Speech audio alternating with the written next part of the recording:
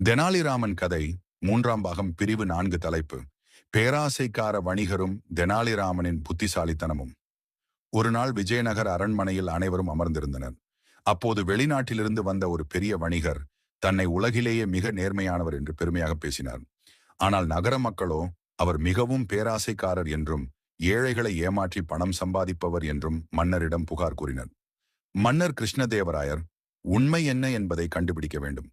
தெனாலிராமா, இந்த வேலையை நீ பார்த்துக்கொள் என்றார். தெனாலிராமன் சிரித்தபடி, அரசே, உண்மை தானாகவே வெளிவரும், கொஞ்சம் பொறுமையாக இருங்கள் என்றார். அடுத்த நாள் தெனாலிராமன் ஒரு சாதாரண விவசாயி வேடத்தில் அந்த வணிகரின் கடைக்கு சென்றார். கையில் ஒரு பழைய வெண்கல பாத்திரத்தை எடுத்துச் சென்று, ஐயா, இதை பாதுகாப்பாக வைத்துக் கொள்ளுங்கள், சில நாட்களில் வந்து வாங்கிக் கொள்கிறேன் என்றார். வணிகரும் சம்மதித்தார். சில நாட்களுக்குப் பிறகு தெனாலிராமன் மீண்டும் சென்று, என் பாத்திரத்தை திருப்பிக் கொடுங்கள் என்றார். வணிகர் உடனே, எந்த பாத்திரம், நீ எதையும் என்னிடம் கொடுக்கவில்லை என்று மறுத்துவிட்டார்.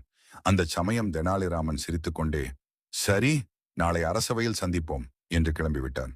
மறுநாள் அரசவையில் மன்னர் முன்னிலையில் இருவரும் நின்றனர். வணிகர் மீண்டும் அதே பொய்யையே கூறினார். தெனாலிராமன்,